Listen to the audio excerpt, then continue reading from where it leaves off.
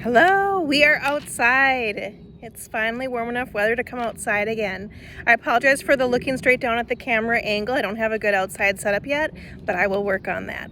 We are moving forward with the armor of God, talking about the shield of faith. It's been a while since I researched this one, and then I was stuck, not able to make a good video about this or to even make any video about this. I was stuck on the shield of faith. So we're gonna push through and see what I remember from when I took my notes about this and get this video done so we can move on to the other pieces of the armor. So just slight refresher, in Ephesians 6 it talks about the importance and why we need to put on the armor of God. We've already talked about wearing the belt of truth, the breastplate of righteousness, the shoes fitted with the gospel of peace, and now we're going to talk about the taking up the shield of faith. So I'll read just a sliver of that section really quick.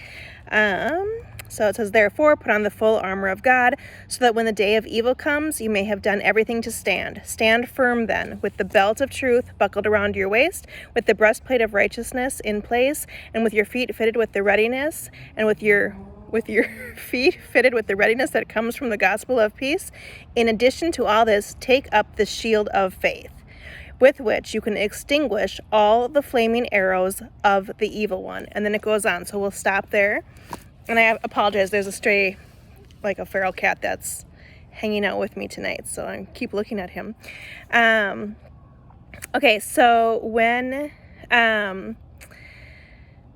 back in the day, so Paul's kind of talking about what the Roman soldiers looked like. He's describing, armor that they wore when he's trying to give examples of how you should, move forth in the world. And so he's using examples that people can relate to.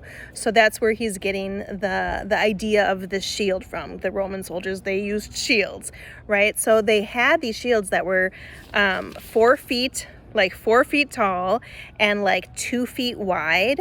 I think they were called scutums. And they were kind of curved, right? And so that when if an arrow or something incoming would hit the shield, it wouldn't just take the full impact flat on. It would be curved slightly, so it would kind of go off to the edge. So that just curvature alone would help deflect whatever was coming in. And then they would soak them in water, and so that's what they mean by that will extinguish the flaming arrows. Because if you're thinking about, attacks from the enemy, right, as if they were symbolically darts or flaming arrows, right, you need something that will put out that fire. And so the shield of faith, or the shields, were not dry. They were soaked, and they could extinguish the flame of whatever the explosive or the on fire element was of the incoming arrow. But spiritually, you want to think of that as almost soaked in the Lord, right? Soaked in faith. It is the faith that that does that extinguishing of the attacks. And what I found so interesting when I was researching this is they would take the this was one of the pieces of armor that kind of works well in community. The soldiers, when they advanced, they would move together into formation. And so you would have say you're going to have 5 or 10 soldiers in front with their big shields protecting them, and then the other soldiers would be behind them, kind of the shape of a box. They called it the turtle formation. And then they would put the shields also on top. So it would shield everybody's heads and everybody from above, and then also shield them from in front. And then when they moved forward together in community, right, working as a team, they could advance into enemy territory even well under fire and well under attack, because they were moving forward together. So that is a big element in the whole Christian realm about not trying to think you're going to be following Jesus all on your own, that you want to be in community and in fellowship with other believers so that you can kind of lock arms, walk together, move forward, arm in arm, hand in hand, and support each other. So when somebody falls or is going down, there's other people there to pick them up. So the shield of faith isn't just like it's 100% always a solo activity. It is also one of the pieces of armor that has a community kind of collaborative aspect to it, which I found so interesting. And then we should talk really quick about what faith even is. So in Hebrews, now this is my NIV. I really like it better how it's worded in the King James Version. But Hebrews 11:1 and 2, it says, "Now faith is confidence in what we hope for and assurance about what we do not see." That's actually 11:1. We won't read 11:2. And then in the King James Version, I believe it says something like, "Now faith is the substance," instead of confidence, in what we hope for, and the evidence about what we do not see. Now, I like that better because faith, there is sort of like a confidence piece about it, and assurance and evidence, about what we do not see. To me, that is so important because I think people will always think about faith, like, oh, faith, hope, love, or just, what do you believe? And it's all very like fairy tale and wishy-washy, and it's so annoying, right? And that is not what faith is. Faith is very substantial and palpable. And if you look at these words, that is exactly how the Bible describes it. It uses words like confidence, evidence, substance, assurance. It's like there's evidence, right? That's a substance. They give you confidence. It's not just like, oh, I just randomly believe some fairy tale magic and now I have faith. Like, that's not faith. And so for me, faith can also be one of the spiritual gifts, which I don't think we've talked about spiritual gifts on here a lot, but so faith is one of my top 3. I always take these spiritual gift tests, whatever. I took it once in a super small church on paper, took it once on a super big church, on the computer. My top 3 keep coming out the same: discernment, faith, and mercy. And then, there's more, but they kind of rank them, what are your top ones at the time? And I don't know a ton about all that, but faith is always super high up there for me, but that's probably because I do at times just truly feel like I know what God is going to do, or I have that confidence, right? That assurance. I'm just sure of it. I can just tell. And then, but why? It's based off knowing who God is, knowing God's character, knowing what God has done, kind of getting a sense of what God will do in a particular scenario. And it gives you that confidence, that assurance.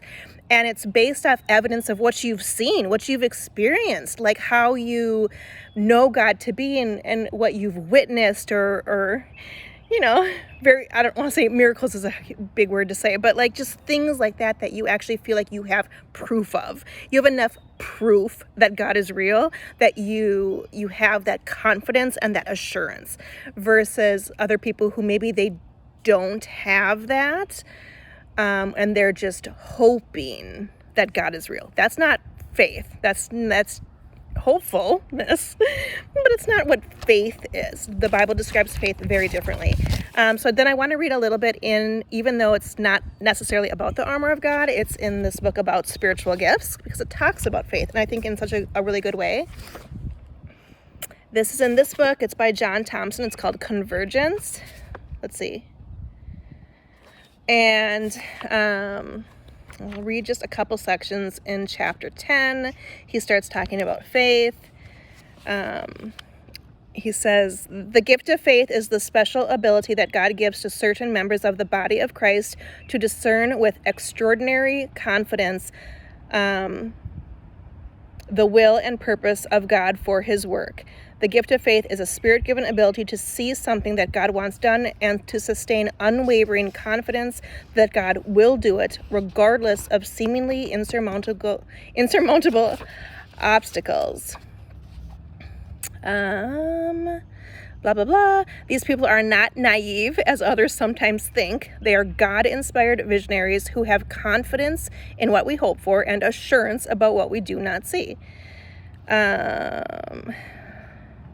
You love the thrill of knowing time and time again that God is real, because He and He alone has specifically, in a detailed way, intervened on your behalf. It's like you have evidence and proof of it, so that you can just rest in that, knowing, the reality of it, even though to other people they might think you're making it all up in your mind, so it's a kind of a difficult one. But so I just really like the way he talked about faith in that book. Let's see what else I have written on my notes really quick. I apologize, this one is not fresh in my memory because I researched it so long ago. But and then again, the reason why we need it is because we are under attack.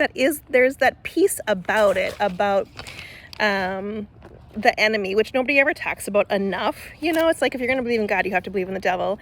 And like in Ephesians, we didn't read the beginning in that video, just now earlier, but we can go back to Ephesians 6 really quick and read the part we didn't read. So it's talking about the armor of God. It's Ephesians 6:12.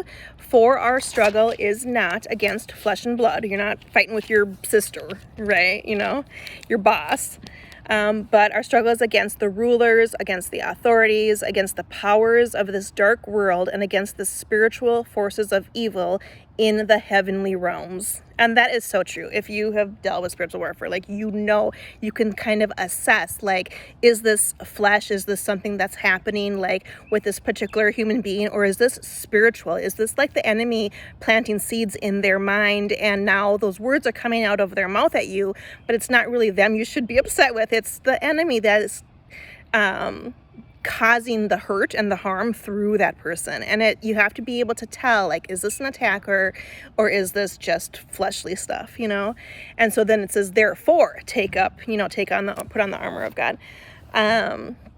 So the faith was just an interesting one. It's having that shield both to protect you when you're under attacks solo, but also to protect you as a group, allow you to move forward and advance as a group, whether it's a church body or just fellow believers or whatever it is, to be able to get in that turtle formation and have the shield from above, the shield from in front, and move ahead, take ground, advance. And there's that section, I didn't write down which section it is in the Bible, but it's that whole thing about how we walk by faith, not by sight.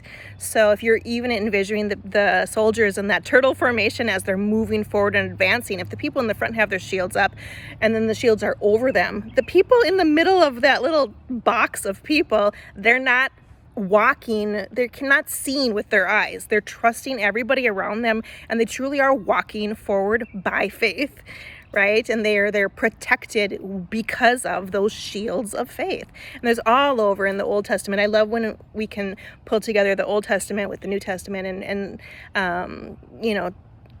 talk about that. It's like the topics kind of weave together in between both. There's tons of sections where it talks about, God being our shield, and stuff like that in the Old Testament, but I didn't make notes of any of that. So anyway, that is all we have for tonight. We'll move forward with the other pieces of the armor next, and I hope you are having an awesome day.